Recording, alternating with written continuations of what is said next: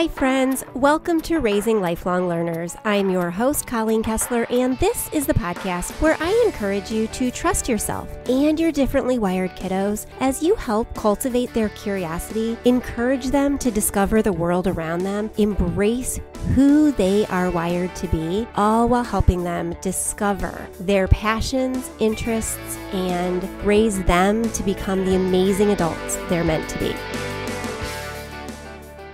Hey, welcome back. This is episode 261. Today we are talking all about incorporating a lifelong love of learning into everything that you do and fostering that love of learning in your kids. After all, this podcast is called Raising Lifelong Learners, and I bet you want some practical ways you as a homeschool mom and a parent can instill that lifelong love of learning in your kids. We are going to talk about that today. Before we do, though, I want to give a special shout out to CTC Math, our season-long sponsor. We appreciate them so much.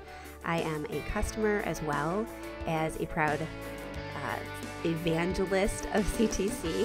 You'll hear more about them later in this episode, but you can check them out at ctcmath.com. Shoot me an email if you have any questions or let them know that I sent you over there. Also, if you haven't had a chance yet, I'd love it if you would pick up my brand new book, The Homeschool Advantage, a child-focused approach to raising lifelong learners. I know that it can help you, whether you are a seasoned homeschooler or a brand new one this year. It can help invigorate a new love of what you're doing and help you find out the reason or remember the reason why you're doing this homeschooling thing in the first place. And it's just a great lifeline of support for anybody raising and homeschooling kiddos today. So check it out anywhere books are sold, and then let me know what you think. I can't wait to hear your review of the book. All right, let's get on with today's episode. Okay, so let's talk about helping our kids have a lifelong love of learning. We've talked about this before. It's the title of the podcast, and it's focus in my new book, The Homeschool Advantage, a child-focused approach to raising lifelong learners. But I wanted to talk a little bit about how we can do that. Let's talk practicality.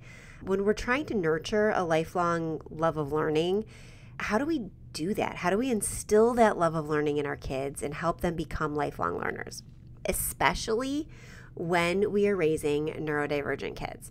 No matter what their neurodivergency is, whether they are gifted, twice exceptional, on the autism spectrum, they have anxiety, they struggle with learning differences, their brains are wired differently than neurotypical brains. And sometimes that makes it easier to help them become lifelong lovers of learning, and sometimes that makes it more challenging. Let's talk about this. I remember way back when we first started homeschooling, we were in our first couple of years, the early years blend together. I was trying to get out of the house as much as I could. I wanted to meet other homeschoolers. I wasn't quite sure how to do that. The best and most pervasive suggestion online or anywhere around when you were trying to meet homeschoolers a decade and a half ago was to go to the library during regular school day hours.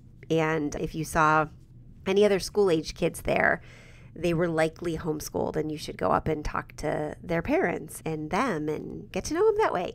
And then libraries started having some programming, and other groups started having programming. And so we would go to classes and outside activities and museums and libraries during all hours because we were really just trying to find people who enjoyed our interests. And Trevor at the time, gosh, I don't know, 9, 8, 10, something like that, was fascinated by space. And so many young boys are. And this was his time being just fascinated by everything space. And we did all the things this young homeschool mom was doing. We did a unit study. We watched lots of videos. We went to the museum. We went to the planetarium. He created a lap book. Lap booking was really big at the time. And actually, lap booking worked really well for him at the time because it was still pulling together lots and lots of research, but in smaller bite-sized pieces. And he was very curious about it. And he just became so invested that we started going to meetings with the Junior Astronomical Society of Cleveland. I don't even know if they still exist anymore, if that was exactly their name. but he was by far the youngest there. By junior, it didn't mean kids, it meant young adults. And he just had these great discussions with the other attendees who just took him under his wing and taught him. And he learned in those months that we could learn more and more about any given topic. And throughout the years, there have been ups and downs with all of the kids and their desire to learn. I don't think really any of them are afraid to find out information. Some may be shyer about admitting they don't know something in public or in front of peers than others, but all of them will seek information. All of them will come to me and ask questions. They'll look things up and they'll take deep dives on their own. It's so important to help our kids know that learning for its own sake is the goal. That it's not about achievement or checking boxes or having a product. There's a time and a place for all of that, and I think about writing products that are beautiful and essays that are just compelling to read and projects that some of my daughter's friends who go to traditional school settings complete are wonderful. I think that it's so much more important to make sure even those kids who are in a traditional school setting and are required to have a product for everything that they learn, to know that actually the product is secondary. The learning is the thing. It's so important because it leads to greater success and happiness for our kids who already struggle and need their own path to learning, and helps them see the value in continuing to ask questions and discover more and more. Plus, it reminds us all that we can't ever possibly know everything there is to know about everything. And it gives us the permission and courage to go find out more and more. When we're thinking about helping our kids learn to love learning and it being more important than just simply mastering content, we want to think about the big picture of that. What I'm talking about when I'm encouraging families to help their kids be lifelong learners is to remember that the goal isn't to fill a bucket, as the saying goes, with knowledge, but to light a fire inside of our kids that motivate them to be self-driven, to explore, to grow, and really to just grapple with all that life has to offer and all the things that they can learn. Too often, we think of education as that proverbial bucket that needs to be filled, where we need to stuff them full of knowledge and we need to check off all of these boxes and we need to make sure that they go down all of the standards and whatever to learn exactly what everybody else is learning. But the truth of the matter is we need more people to specialize. We need them to be lit up about something specific because that's where they're going to end up. They're going to do, the majority of adults don't choose jobs that they absolutely loathe the skill set required for, right? Sometimes we as adults end up in jobs that we just dislike or we realize weren't for us from the get-go. But for the most part, we are choosing to go into fields that we love, that are interesting to us, that we're curious about. And we want our kids to have that experience too. We want our kids to know that it's okay to discover and explore and be excited about something. And we want to keep that big picture in mind when we're thinking about how to educate our kids, that our goal isn't to fill up their minds with all the possible knowledge they'll need before they go off into adulthood. The goal is to light the fire of learning within them so they know that they can always learn more. There's always more to learn. There's always new ways to go about it. And they are in control of all the different things that they're going to learn.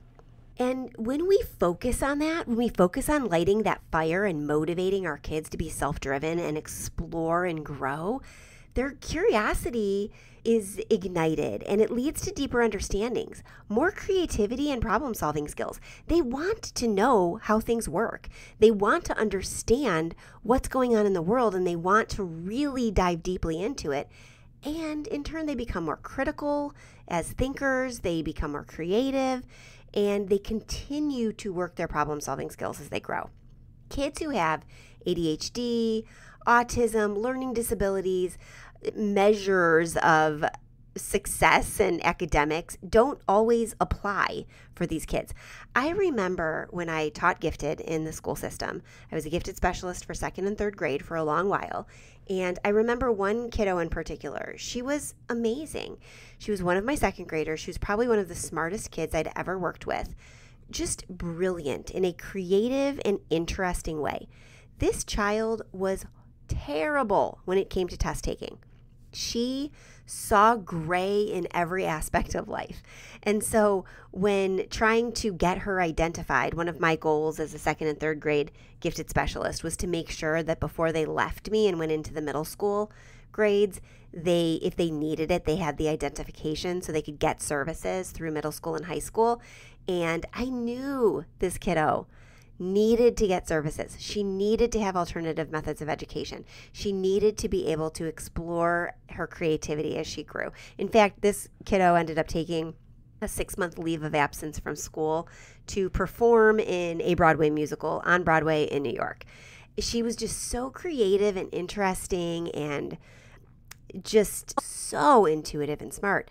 But I could not get her to qualify for gifted with traditional methods of test taking. Yet you spend any time talking to this child and you are immediately swept in to her world and know that this person is going to change lives. But I also knew, because I know gifted, that if she went into middle school and high school and wasn't getting services, wasn't getting the opportunity during the day to buy back some of that boring to her brain academic time to do deeper projects and learn in a creative and interesting way, she was just going to wither. And so I really wanted her to be identified as gifted so we could write up an education plan for her before she left me. And yet I could not get her to take tests well. And back when I was teaching in the state of Ohio, there were 2 different methods of identifying children within the school system. And one of those was a portfolio-based assessment with multiple parties reviewing the portfolio. And it's a much longer process, a more difficult process, and requires a great deal of anecdotal evidence to prove that this child actually is a unique thinker. And we went through the work. I brought her parents in to talk to them.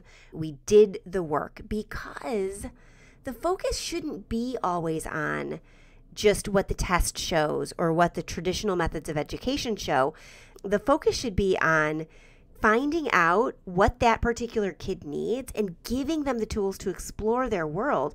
And in this particular case, I knew one of the tools she needed was the identification. So when she left me, others would say, okay, we need to follow an alternative method of education with this kid. We as homeschoolers have that ability to do that all the time. I'm working right now on the counselor paperwork for the Common App for the college application process. And one of the things I'm writing for that process is my homeschool's philosophy and why my daughter and us chose this method of education and what kinds of unique circumstances we were able to involve her in because of it. And it's so exciting because we can really tailor an education to the individual child in front of us. And that's what our neurodivergent kids need to really ignite that love of learning. Okay, so let's talk about a couple strategies we can use right now. You can turn off this podcast and sit down and brainstorm a couple different things built off of what I'm going to brainstorm with you right now on how you can implement this idea of really cultivating a lifelong love of learning within your home right now. The first thing, I've talked about it before, I'll talk about it again, but we can follow our kids' passions. Kids are naturally drawn to what excites them. Let their interests guide lesson planning and exploration as much as you can. Now, all of my kids are doing a math program. They didn't choose it. 2 of my children are doing handwriting books this coming school year. They didn't choose that. But we're deep diving into entomology the first trimester of the year and the second trimester, and I just divided it into thirds because I wanted to get a little bit of life science, a little bit of earth science, and a little bit of physical science. And then the second trimester, second third of the year, we're going to do meteorology, and then something physical science related. I haven't decided after that because my kids' interests are guiding those lesson plans. My daughter's interest in bugs and insects and creepy crawlies is guiding the entomology, and we're going to tackle it from a high school perspective because she's a high school student. And I'll have adapted resources for my 6th grader. So he can join in and I can do that topic for both of them. And then the same thing with meteorology. He's the one that's excited about meteorology. So I will have that one based on his level and his interests. And I will up it a little bit, some of the things that we do for my daughter. When we tap into their passions and their interests, we're able to show them that their love of learning has meaning and what they're interested in learning about has meaning. A second strategy we can do is make it playful. Make it playful as much as possible. And I don't mean play all day. Figure out ways to make an adventure of it. Figure out ways to turn it into a game. Maybe it's as simple as your ADHD kid thrives with novelty like mine did once upon a time, and you do what I did for Trevor when he was like, 8 or 9, and you cut up his math problems for the day and you hide them around the house and you send him on a scavenger hunt to go find the different math problems. You tell him there's 6 different sheets of paper that he's got to find and solve before he can be done with math for the day. So it could be something like that. It could be something like jump up and down and read and say your sight words, do flashcards. It could be just talking things through instead of I've got a kid who loves to discuss big ideas. Maybe your learning is not paper pencil or journal writing or whatever. Maybe it's you guys going off and reading something on your own and coming together to talk about that. That's playful for a kid who likes intellectual discourse. Or go on an adventure. Go visit a museum, explore a nature preserve. Play-based learning or storytelling even, it can make even the hardest subjects more interesting and fun. And we can infuse that in little ways throughout our day. We don't have to infuse it into everything, but we can, pop little bits of playfulness within our day. Simple things like using a board game to review math concepts or a storytelling board game to really get lost in narrative and exposition. Or maybe you're doing a timeline game to dive into some history. You can do it in any way you want, but make it playful as much as you can. Create a flexible learning environment. Let go of rigid schedules. Embrace a more organic approach to learning. Go with the flow of your kids and the structure of your family. Don't stick with rigid time-based schedules. Maybe have more of a flow to your day, a rhythm to your day. Allow your kids to explore topics for as long as their interests last, rather than cutting them off and moving on to the next scheduled activity. Or let them cut it off. Maybe they're not interested in something anymore. Don't tie yourself so tightly to it that you can't let it go and move on to a different topic. Because remember, the content-based subjects, the history and the science and any other kind of humanities stuff, you can learn that at any point. You don't have to go sequentially through history. You don't have to go American history in 8th grade and world history in 9th grade or whatever it is. You can pop around as needed. And it builds the interest and the motivation and the buy-in. Model enthusiasm. The more you are enthusiastic about learning and being with your kids and new things that they're going to be doing, the more they will be. If you show excitement about learning new things, whether it's cooking, crafting, discovering new facts, your kids are going to follow suit. If they see you trying new hobbies or new things, they're going to be more willing. My younger daughter is doing a crocheting class this semester up at the Fine Arts Center. And it's because I said, you have a credit from your volunteer time, find something different to do. So if you've been a listener of the podcast for a while, you've heard me talk about CTC Math for the last couple of years. They have been supportive sponsors of the podcast. And as I've told you before, I'm a customer. My kids use CTC Math in their homeschool. I am a paying subscriber and have been for a number of years, even before CTC sponsored the podcast. I am a raving fan, and I will continue talking about their resources and their program until long after I'm done homeschooling, because I think it's really versatile for so many different types of families, whether your kids are super strong in an area or super weak in an area of math. It allows you to customize their education when it comes to math. I've talked to so many families over the years that I want to share with you a message that I received from Sandy, a longtime listener who was content in what they were using until, again, they weren't, and they switched over to CTC Math based on a recommendation that they'd heard on the podcast. Sandy writes, "We too started using CTC Math following your recommendation, Colleen. One of my sons is so dedicated. Then, after watching over his shoulder, my other son started using it too. They both now do an hour each workday by choice. I even enjoy it myself. I do the lessons with them, which is a handy brush up, and will occasionally do some of the algebra lessons ahead of time. Math was not my strong suit in school, but now I love it, and I wish the program had been available in the 80s. Too many people think they're terrible at math, but I truly believe we all just need a method of learning that suits us. CTC Math seems to work for all three of us." So check out ctcmath.com or go to the link over in the show notes for this episode and click on it to go over there and see the offer that they have for podcast listeners. You don't have to just take my word for it. You can take Sandy's as well. CTC is a great program and could be a wonderful benefit for your homeschool. All right, let's get back to today's episode. And she has watched me try different things. I just recorded the audiobook for my new book, The Homeschool Advantage, a child-focused approach to raising lifelong learners. And actually, at the time of this airing, you should be able to, if not get the audiobook, at least get the pre-sale of the audiobook. The audiobook's available if you prefer to listen to your books, and I read it, which was super cool, but very nerve-wracking. I had to submit an audition, and my podcast mic is great, but my podcast mic is not the same quality as a studio audiobook mic. And you guys who are listening know me, and you know I have a very busy family. You know that I am recording this from my home. I don't have a professional studio. I don't have engineers on tap. I'm bootstrapping this. I do have an editor/engineer who pulls it all together after I make the pieces, but he's self-taught. He's my son, and he's taught himself like I have. My kids have watched me do this. They watched me order a much more expensive mic than I currently am using for my podcast so I could record this audio clip. Here's the interesting thing about that.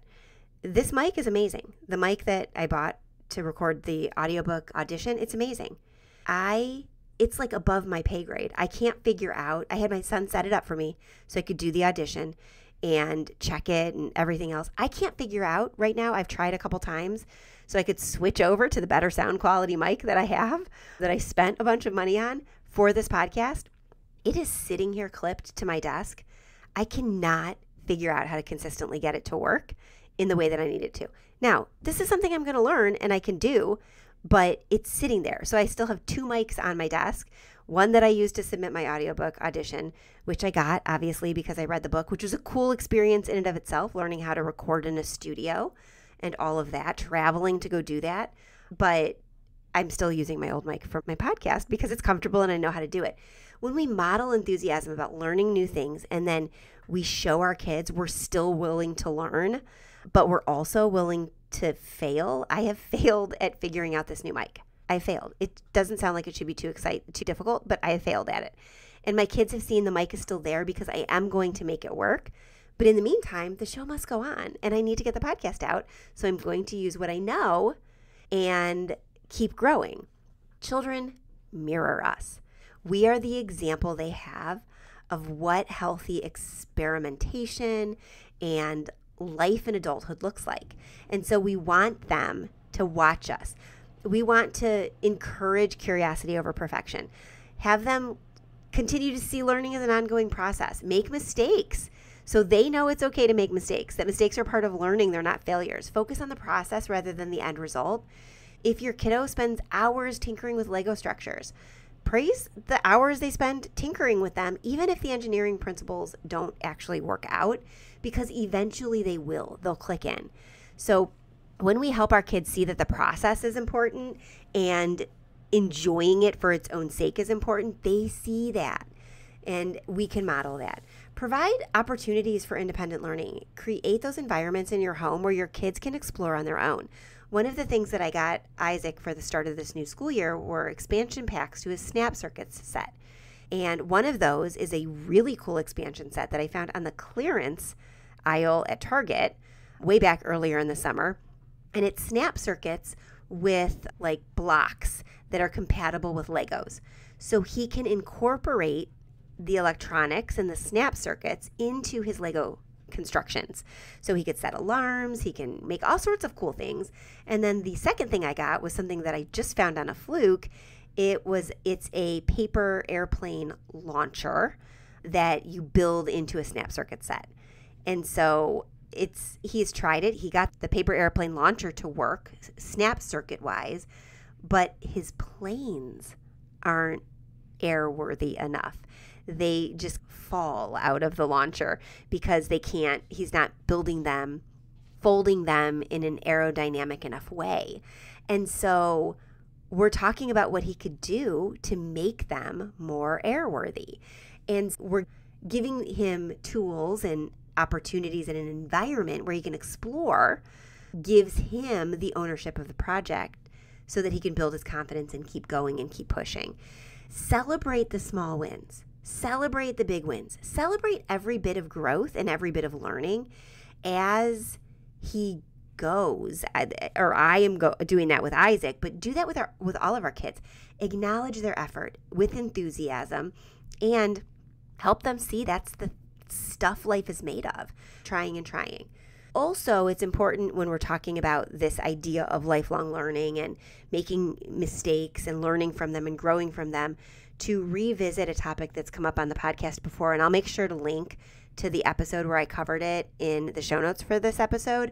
But fostering a growth mindset in our kids can go a long way in this particular setup when we're trying to foster that lifelong love of learning. So take some time with your kids to explain the difference between a fixed mindset and a growth mindset.